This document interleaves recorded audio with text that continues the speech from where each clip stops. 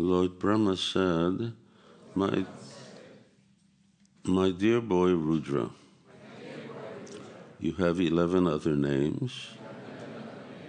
Manu, Manu, Mahinasa, Mahan, Shiva, Ritadvaja, Ugrareta, Bhava, Kala, Bhamadev, and Dhrita Vrata. I'll read the next two verses.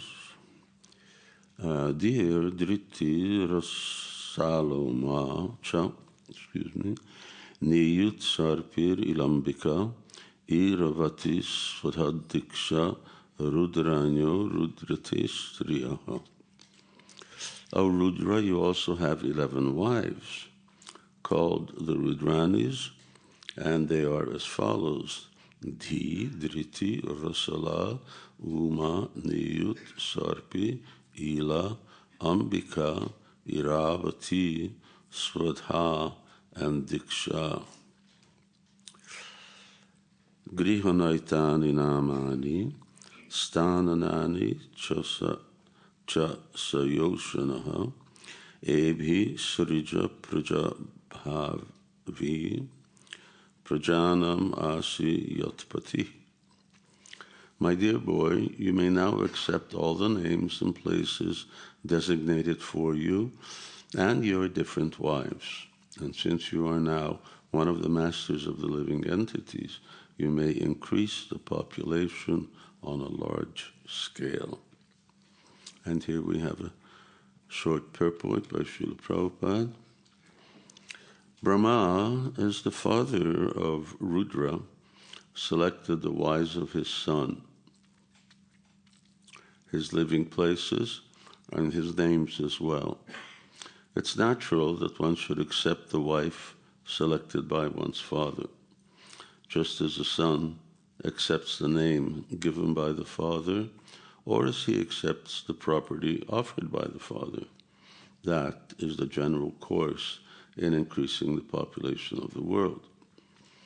On the other hand, the Kumaras did not accept the offering of their father because they were elevated far beyond the business of generating a great number of sons. As the son can refuse the order of the father for higher purposes, so the father can refuse to maintain his sons in increasing population because of higher purposes.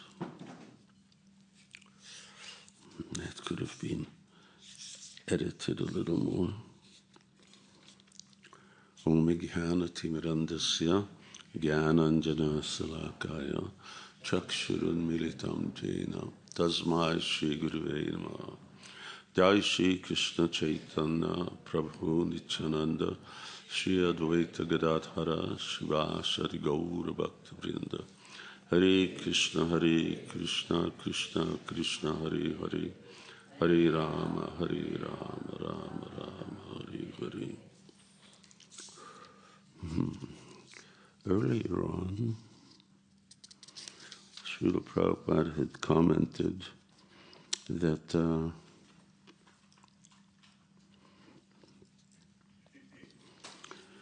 the Kumaras were right in neglecting, refusing to follow the order of their father, which was to actually increase the population of the universe. So you can sort of imagine that you go back and we have this huge big universe. How big it is? Well, Bhāgavatam describes, 5th Canto describes how big it is. What is it that we see? That's another story, but we'll leave that to those who are really expert in the cosmology and the description of the universe. But in any case, you have this big empty space with planets and so on, and you have no living entities. So Lord Brahma, therefore, is able to manifest living entities. Remember, he's Swayambhu, so he's born from a lotus, and he's alone. So in terms of reproduction, he can't reproduce in the way that we are accustomed to, or that actually happens later on, and that's described here. So he has this extraordinary power or potency, and come Kumaras. Kumaras are the incarnation of transcendental knowledge, Gyan. And later on, they become further elevated with transcendental knowledge. But nonetheless, they are intelligent enough, and Srila Prabhupada comments. Let me read Prabhupada so I don't get blamed for this.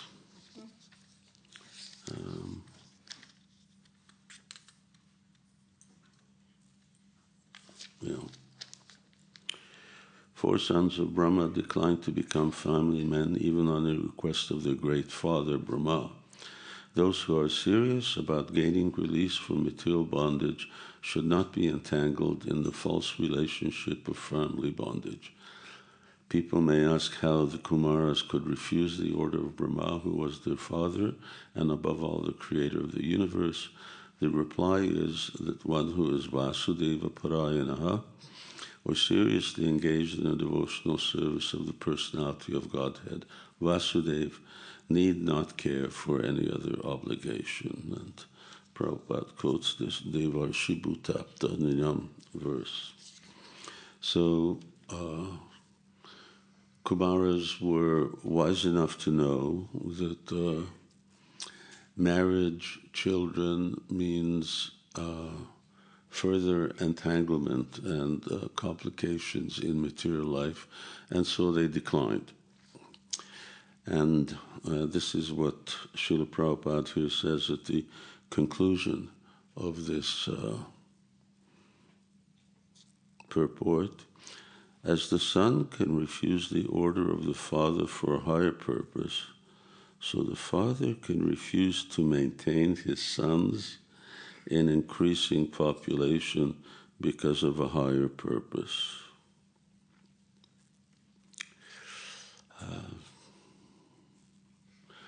So when I read this purport, this topic came up, which this morning I made a few notes, and of an interesting phenomena or an interesting principle is refusing the order of a superior, which we have example even up to the level of refusing the order of one's guru.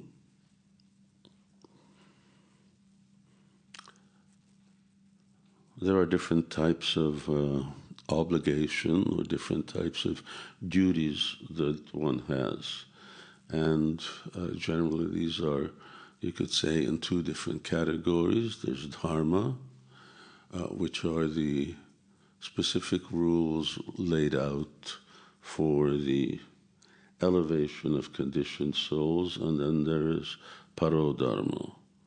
Paradharma, atoksaji ahoitaki aprititaha yenatma suprasidati. That was right. How does it start? Savai punksang paradharma. So there's paradharma, and paradharma means para means above, transcendental. So for transcendentalists, or you could even say aspiring transcendentalists. And paradharma always supersedes regular dharma. So the first example that I mentioned was refusing the order of the Guru. Now, devotees know that it is 8th Canto is Vamandev. So, who's read the Bhāgavatam here? Or who hasn't read the Bhāgavatam? No, who's read the Bhāgavatam?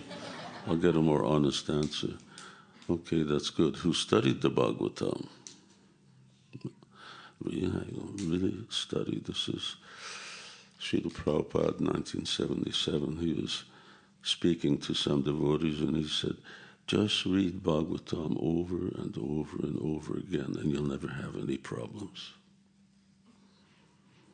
Or if you have problems, you'll be able to solve problems, you'll be able to overcome them.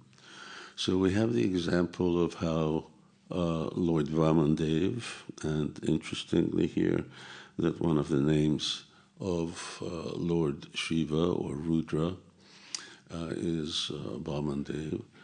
So Vamandev, who's the incarnation, dwarf incarnation of Lord Krishna. And it becomes clear later on in the pastime why he's a dwarf, because ultimately he's going to take these big steps. So generally dwarfs don't take big steps. And even when he was coming to Bali Maharaj as a Brahmin, little Brahmin boy, blonde. He's a blonde incarnation.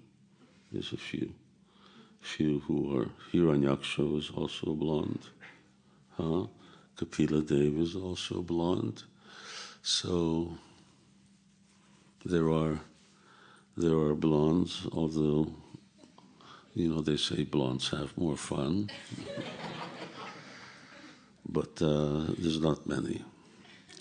So he's this little Brahmin boy, and of course he comes and he asks for 3 steps of land. So a dwarf's 3 steps are naturally much smaller than like Maharaj. He takes big steps. So he has small steps, and it's just to emphasize the point. And then, of course, he's going to take 1 step up, 1 step down. He's covered the whole universe. Now, where's the 3rd step? So he says, please put your lotus feet upon my head.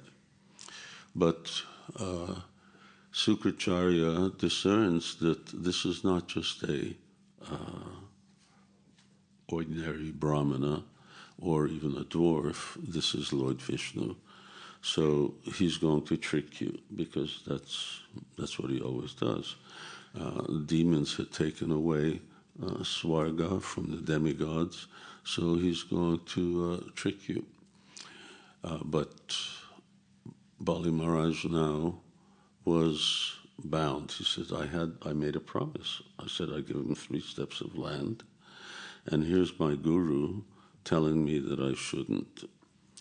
So, very interesting. I mean, I wouldn't encourage everyone to start disobeying their guru, but here's a guru who's not really a transcendentalist, very, very powerful. He's able to empower the demons to overcome the demigods, but nonetheless, he's still very much materially motivated. He wants sense gratification. So he's not a pure Vaishnava or even a Vaishnava. But still, he's a spiritual master, and one's duty bound to follow the order of one's spiritual master. On the other hand, now he's confirmed, my guru has confirmed this is Vishnu. So how do I disobey, or how do I take back a vow? And then Sukracharya gives all kinds of, underhanded ways of, well, you didn't actually particularly say Swaha, Tatastu, and since you're promise was not completed, therefore you won't really be considered a cheat. But he thought, no, I have now a higher obligation. This obligation is higher than that obligation. Now remember, we are talking about Narada, Shambhu, Kumara, Kapila, Manu, Bali, Vyasuki, Vayam. He is one of the 12 Mahajans. So how does one have the discrimination, or where do you get the authority to do this? And of course it wasn't painless, because although Bali Maharaj was completely right, but at the same time he was sort of cursed by his guru, and on top of that then Lord Vishnu made him go down to this Sutala Loka.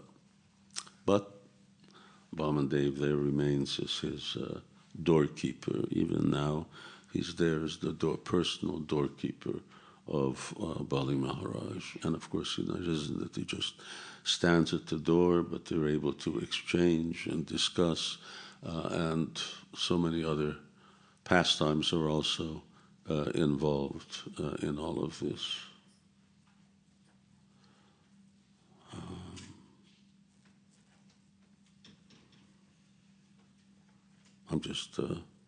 There are different Puranic pastimes. One is about Ravana coming down and asking for Bali Maharaj's help, fighting against Lord Ramachandra, and Bali Maharaj takes him to some place where there's this huge, big mountain-sized earring. And you see this earring? He said, yeah. He says, this belonged to one of your predecessors. This belonged to Hiranyaksha. And that same Vishnu, he just killed this Hiranyaksha just with a slap to the head. So it's futile asking me to help you. There's nothing that I can do. If Vishnu is your enemy, then you're as good as dead. So Ravana wasn't successful in getting any further support. In any case, Bali Maharaj has a certain discrimination, which and an authority, an empowerment, an adhikar that allows him to make this decision, and which is very important, and I'll try to come to that later. Of course, you know that there are many other examples, especially in Mahabharata. You see, for instance, during the war, Krishna tells Yudhishthira Maharaj, you have to tell Dronacharya that his son Ashwatthama is dead, because no one can defeat Dronacharya unless he puts his weapons down. Yudhishthira Maharaj is Dharma personified. So Dharma personified means that he says in a certain dialogue, he says, I have never committed, not only never committed, but I have never thought of a sinful activity in my life.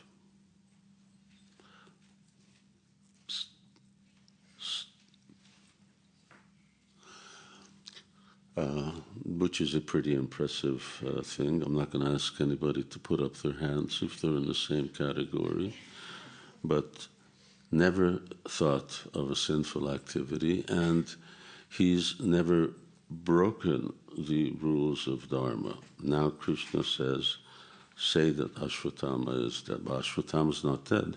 Ashwatthama is fighting somewhere else on the battlefield.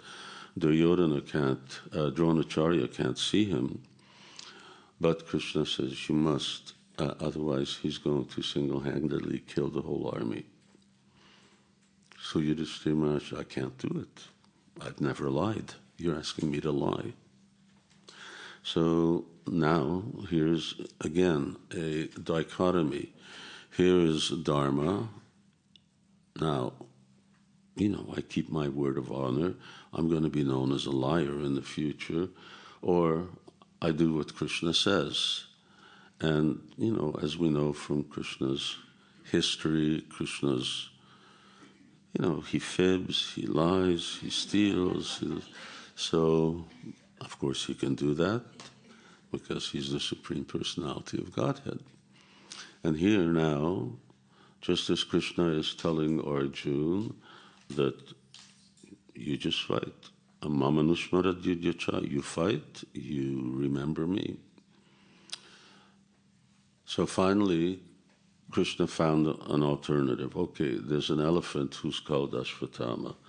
Arjuna shoot the elephant. Arjuna killed the elephant. Now Yudhishthira Maharaj could shout out to Dronacharya, Ashvatthama is dead. And then, very silently, he said the elephant, because he was still concerned about, Krishna wasn't impressed at all. If I tell you to do something, you do it. All I'm doing is telling you to lie. Give one lie. So as a result of that, Yudhishthira Maharaj used to his chariot, and one would suppose that he was always walking like a meter above the ground. His feet never touched the ground. Now he went down. So it's interesting how that's viewed, because everybody knows this pastime.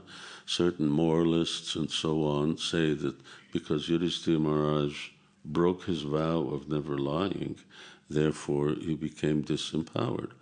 On the other hand, Vaishnavas say no, it's because he hesitated to actually do what Krishna says, and not only did he hesitate, but he had to have some kind of other sort of backup excuse. So here's an example where you have paradharma, you have the Supreme Personality of Godhead personally tells you to do something. What do you do? You do it. And here is, I have this vow and that vow and so on. But, and it's not the only one. The whole Gita starts off with this instruction that Krishna is giving Arjuna. All right, now you got to fight. But Arjuna says, Adharma bibhavat Krishna pradushanti kula striya strishu dusteshu. So he says, Adharma, now we're going to commit adharma. This is looking at it from a different point of view, because what's going to happen? All of these soldiers are going to die, and who will protect their wives? Their wives will simply be taken advantage of by others. And which is a very good reasoning. It's the reasoning of Dharma.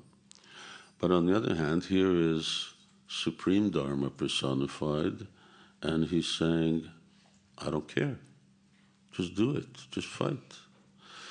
So whatever the specific outcome by our limited calculation, but nonetheless, that paradharma, that supreme dharma, governs over what we consider to be regular morality. And of course, this is a real issue that non-devotees, academics, and so on look at Krishna when he's doing the rasa dance. So he is dancing with gopis who are married, they may have children, they're left their husbands, they contravened all laws of Dharma, although not all of them. So, some of the gopis couldn't go out. Some of them wouldn't go out because they were thinking this is so, a woman there's a Vedic culture, in Vedic culture, if a woman stays out overnight, that's it, she's out of the house. Whether it's daughter or wife or anybody, there's only one thing you could be doing when you're staying out overnight, and that's engaging in illicit sex. So, what to speak of that, but now, against the instruction of their husbands and well-wishers, and even leaving their little babies, although it's arguable whether the gopis had babies, because generally Krishna would not consort with those who are impure. So very often it's said that the babies actually belong to someone else, but still they're taking care of them, and they just leave and they run off. They may not even be properly dressed, they're not properly ornamented, but they're still going, and they're willing to accept more or less the stamp of being a prostitute, because Krishna's calling, and Krishna transcends. Those who aren't so advanced and who still have attachment to Dharma, remember Krishna says, Sarva Dharma Parityaja, so give up all Dharma and just surrender to me. So surrendering to Krishna, surrendering to Krishna's instruction, be it Vamandev or Krishna himself, supersedes all other instructions. We have that example. I won't ask for hands, but we had our obligation to our parents, especially those from the Indian community, at least those who are sort of brahmacharis and doing full-time service. Part of your responsibility was to maintain your parents. And that's not so much the custom for Western boys and girls, but nonetheless, we abandoned responsibility to family. The whole idea that, I've gone through grade school and high school and possibly university, all in order to become successful and have a good degree, and now I'm just leaving that all behind in order to become a Hare Krishna. So, once again, Devarshi Bhutaptaninam Pitrinam. So, this verse points out that obligations to all others are immediately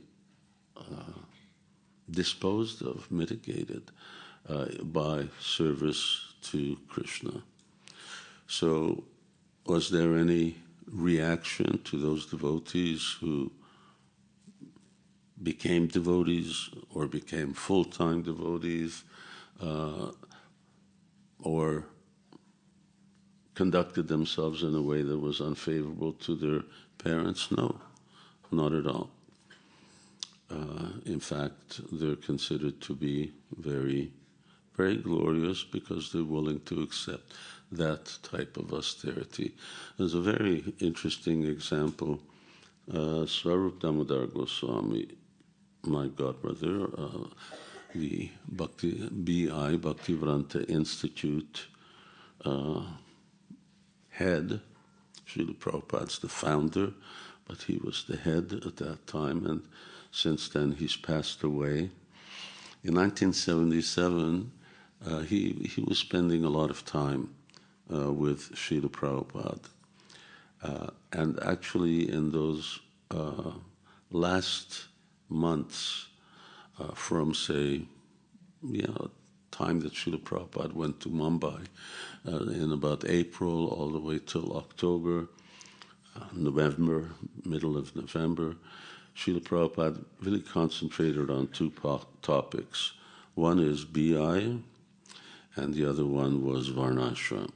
This was like Srila Prabhupada's repeated discussion, and he put so much energy and time into Swarup Damodar Goswami. So at one point, Swarup Damodar Goswami comes to Srila Prabhupada and he says, Prabhupada, my grandfather passed away in Manipur, so they're having the ceremony. I'd just like to go for, whatever the funeral rites were, and then I'll be back in a few days. Prabhupada said, don't go. He says, it's more important you stay with me. So, a lot of you know the importance that, family, Indian families place, traditional families especially, this is going back almost 50 years, place on these type of attendance of these type of ceremonies. Srila Prabhupada certainly knew, but still Prabhupada said, no, this is more important. So yes, you have that duty to your family, but duty to your spiritual master. And it wasn't, Swarup Damodar Goswami wasn't one of the devotees who was like, Tamal Krishna Maharaj was Prabhupada's secretary.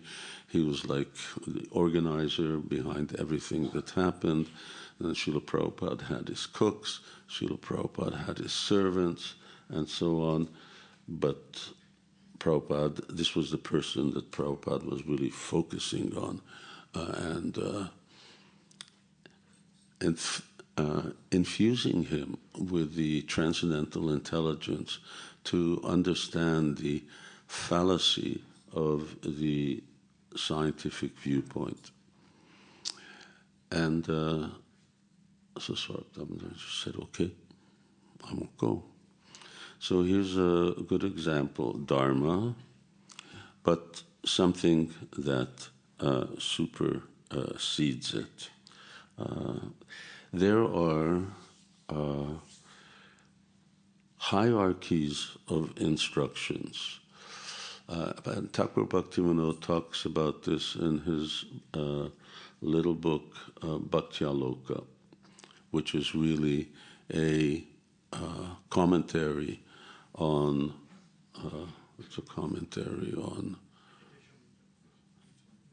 verses of Upadeshamrita, a few verses of Upadeshamrita. And he repeatedly quotes this verse. So there's two versions of it in the Bhāgavatam, Krishna speaking to Uddhava. And he says, Sve Sve Adhikara Je Nishtam. And the meaning of the verse, I don't even know who knows the verse? Sve Sve Adhikara Je Nishtam, nobody knows. Very important verse. Saguna parikirtita viparyayas tu, I can't see because the diacritics are wrong here, ubayor eva nishchaya. So he says that there is adhikar, that in the stages of spiritual life, this is at Atyahara Priyachascha, when he's commenting on that verse. So Srila Prabhupada also says that there is Prajalpa Niyama Agraha, and Niyama Agraha. And one is that one is too attached to the rules, and one contravenes the rules and regulations of Scripture. So what does that mean? Srila Prabhupada doesn't elaborate, but Bhaktivinoda Thakur elaborates on this.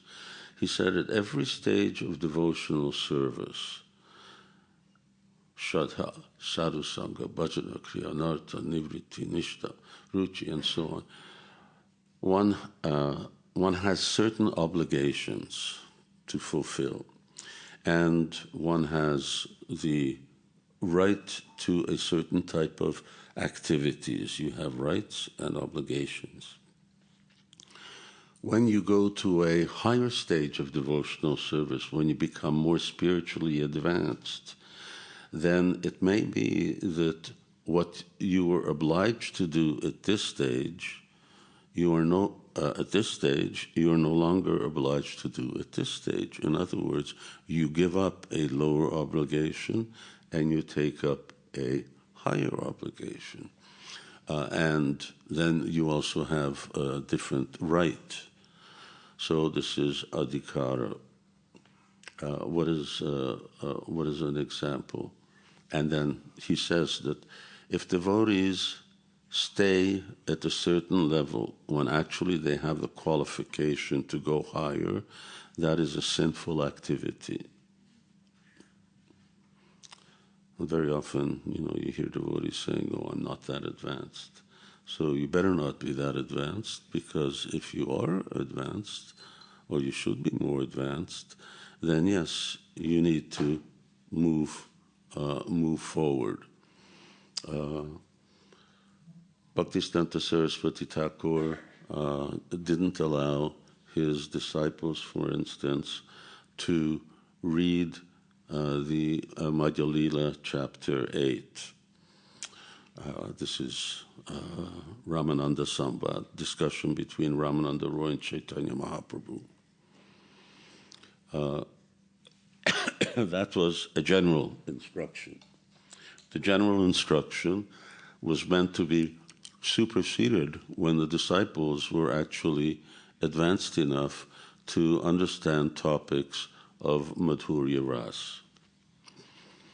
So when devotees are, Srila Prabhupada writes that if someone's mind is agitated by reading, for instance, when we have the 5 chapters from 29 to 33 of the 10th Canto, all about the Rasa Lila, and you think that this is some kind of mundane interaction between some young boy and young girl, don't read it. So then the instruction is you don't read. But when one is invariably, by chanting Hare Krishna, one's heart should become purified, and ultimately one should be able to connect with the fact that, yes, well, Krishna does it. I had this very interesting experience. I'm just looking around. Okay, she's not here. I had an interesting experience with one devotee, disciple, practicing Krishna consciousness for 43 years. And says, I cannot understand, I can't relate to Krishna and the gopis. Now, if someone who practiced Krishna consciousness 3 years told me that, I'd say, okay, yeah, no problem. But 43 years? I said, there's something wrong with your job. There's something wrong with your spiritual practices, that at least in principle, you don't have to delve into these things in detail, but at least in principle, you understand that, well, yes, we have grihastas. Why do we have grihastas? Because men are attracted to women, women are attracted to men. And that's natural. And where does that attraction come? So one nice conversation, Prabhupada's walking in Puri, and he says, where do you think sex life comes from? You think it just falls out of the sky? Everything comes. Janmadya Sujataha. Everything comes from Krishna. So now, if after 43 years, at least one cannot relate to that, all right, then you don't go on. But there's something, there is something that is amiss. So at a certain point, devotees should be able to appreciate, and at a certain point, if devotees are not, then they should not move forward. So something that you cannot do at a certain stage of devotional service, you must do at another stage of devotional service. And one should be very, very clear. So this whole Ramananda Samvad is really Chaitanya Mahaprabhu is asking. First of all, he discards all those things right up to Sarvadharma Parityaja. He says this is Jnana Mishra Bhakti. And so he rejects all of these things. And then when Gyan, Gyana Prayasam Udapassanamantameva. So when Ramananda Roy starts about Shruti Gatanmano, that yes, one should hear about Krishna, then Lord Chaitanya says, okay, this is good, now tell me more. Now tell me more. Now tell me more. And there's increasingly higher and higher understanding, and correspondingly, devotees may also be suitable for them to practice at this stage, and as they develop at this stage, and then Lord Chaitanya ultimately says, yes, now this is the ultimate goal of life. Now tell me how to achieve it. So this adhikar, but you have to have the qualification. So back to Bali Maharaj. Yes, Bali Maharaj was already a great personality, a great devotee. And so when this came to him, that my guru's telling me this, he had the qualification, the discrimination to make that step. Had he not, he would have been actually engaged in sinful activity. So it's a matter of real spiritual intelligence, of course, spiritual advancement, and this sort of popular thing of knowing where I'm at in Krishna consciousness. Aren't I supposed to always be very meek and humble and think that, I'm the lowest thing, Trinadapi Sunichina? That's okay, but simultaneously you're also meant to, with the knowledge that we receive from Srila Prabhupada, be able to analyze where am I in Krishna consciousness. And of course, the help of Vaishnavas, devotees who know us well, is quite important. So what is my duty? Am I doing my duty according to where I am? And what is the duty there, and what is the duty in the successive stages? If someone has nishtha, if someone is really fixed, and that means he's really stepped into the mode of goodness and ruchi, how is it that one is meant to give up the lower duties and then accept the higher duties? It's a very interesting topic. Our time's up, so we'll just leave it at that. But a good subject to study. And of course, Srila Prabhupada here explains that in relationship to how the Kumaras rejected the instruction. He's not just the father, he's their guru. Still, he had the wherewithal and the spiritual insight to say, no, this is not right. Or it may be right for somebody, but it's not right for us. Hare Krishna. Jai Srila Prabhupada ki jai. Śrimad Bhāgavatam ki jai. Jai Nitai Gaura Premanandi Hari Hari Bo. Thank you very much, everybody.